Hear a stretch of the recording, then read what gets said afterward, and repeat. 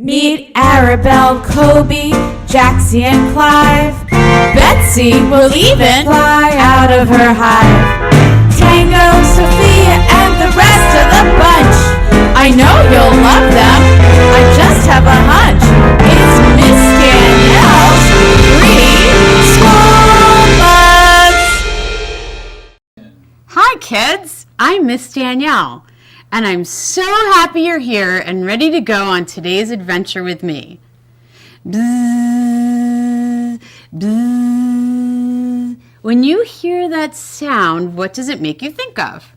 Close your eyes and listen again. Bzzz, bzzz. I bet some of you know who I'm thinking about, but if you don't, here are a few clues. She's black and yellow and loves to fly. She lives in a hive with lots of sisters and brothers. One more clue. She loves honey. If you said Betsie Bee, then you would be correct. Before we start reading, let me ask you a few questions about bees and see if you know the answer. Okay, first one. Look at the picture. What do you see? Do you see the amazing shapes in golden color? Do you know the name of those shapes? Those shapes are called hexagons. Let's say it together. Hexagons. What do you think this is? Can you guess? If you said a beehive, then you would be right. This is a very close-up picture of a beehive. A beehive is where a honeybee lives. Okay, here's another picture. These come in lots of different colors and can have wonderful smells. You might even get some for your birthday. If you guessed a flower, then you would be right. Bees love flowers because flowers give bees something called nectar. Nectar is what bees like Betsie eat. Bees like Betsie also make their food just like we can make our own food. Bees make something called honey. Thankfully, bees make enough for their entire family, and when they're done, there's still enough left over to share with all of us. So if bees are so good at sharing their honey, I wonder if Betsie will be good at sharing her toys too. Let's start reading and see if we can find out. Betsie Bee, the little bee who learned how to share and care in preschool.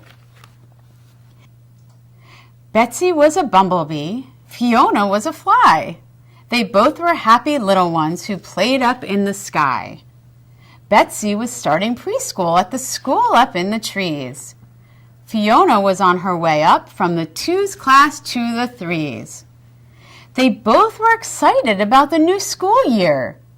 But Betsie was a little scared. She had a little fear. Why do you think Betsie was feeling scared? Do you think she might have been a little scared because going to school was something she had never done before? I know that sometimes I'm a little scared to do something new. Can you think of a time when you did something that you had never done before and felt scared?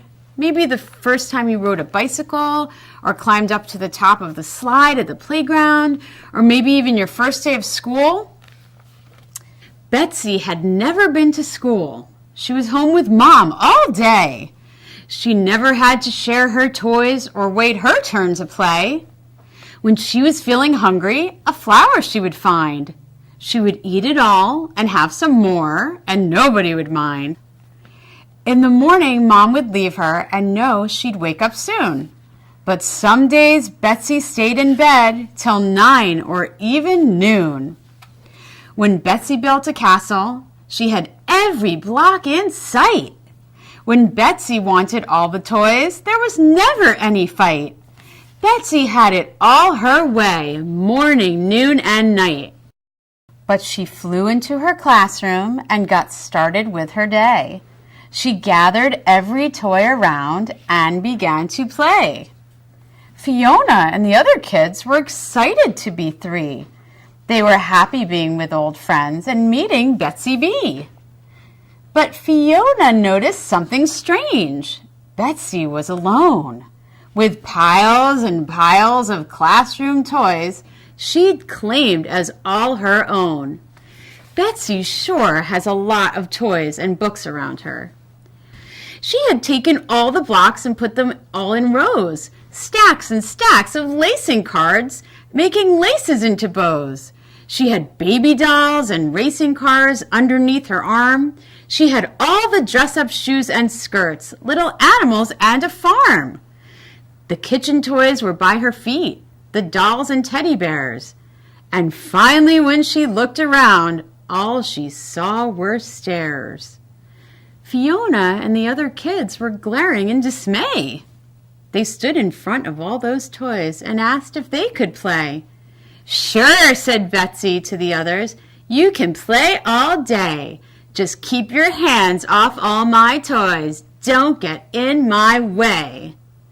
So what do you think? Do you think Betsie's being a good friend? Do you think it was nice of her to take all the toys for herself? How do you think that makes the other kids in her class feel? I bet the kids feel a little bit sad. I know that I would.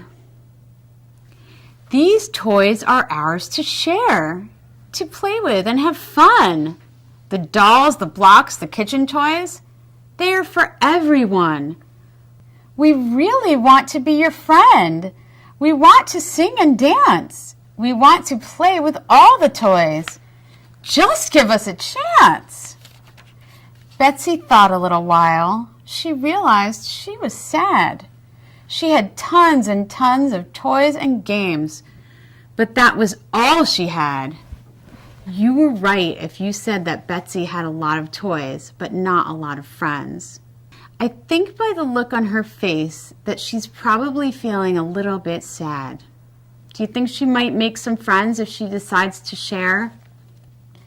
She wanted to have friends, and she knew the only way was to share the toys she gathered and invite the kids to play. Betsie gave Fiona a doll and teddy bear. She asked the others in the class to help her learn to share. They passed a tin of crayons, the paper, and the glue. They built a little castle and shared the markers too. They helped each other set out snacks and cleaned the others' places. They stood in line so patiently while the teacher wiped their faces. As months went sailing by, Betsie learned to share. She learned to stand in line to wait. She learned to love and care. Betsie learned to help her friends. She learned to share her toys. She learned to work together with the other girls and boys. And finally, when the summer came, the year had found its end. Betsie had learned so much in school and made a special friend. Now that Betsie has learned to share, it seems like the day is going a lot better for her and her new friends. Let's see if we can count how many smiles we see now. 1, 2, 3, 4. Not one frown. Fiona and the other kids, now friends that she adores. And next year, when it's time for school, she'll fly up to the 4s. So Betsie wasn't really doing what bees do with their honey, was she? She was not sharing and being a good friend. But I think she learned pretty quickly that it can be pretty lonely having all the toys and all the books and no one to play with. What's your favorite toy? When I was little like you, I loved my baby dolls, and for me, they were the most fun when I could share them with a friend and we could play together. It's been so much fun learning about bees and talking about sharing with you today. But we're not done yet. We still have one thing to find out. What's your Kind Kid mission? Today, it's simple.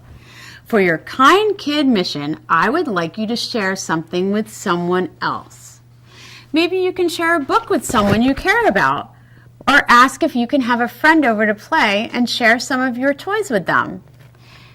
Now, that doesn't mean that you have to give them away. Sharing can mean letting someone use your toys or read your books when they are with you, and then they can return them to you before they go. So don't worry, we won't be giving any toys away today. What we will be doing today is singing our goodbye song. Are you ready? It's time to say goodbye. It's time to say goodbye. It's time to laugh and not to cry. It's time to say goodbye. Sayonara, they will say when Japan ends the day. It's time to laugh and not to cry. It's time to say goodbye. Adios in Peru. In France they bid adieu. It's time to laugh and not to cry. It's time to say goodbye. Italy says ciao. It's time to go for now. It's time to laugh and not to cry. It's time to say goodbye. Bye-bye. See you next time. I'm Miss Danielle. I would like to invite you to bring the Preschool Buds experience home.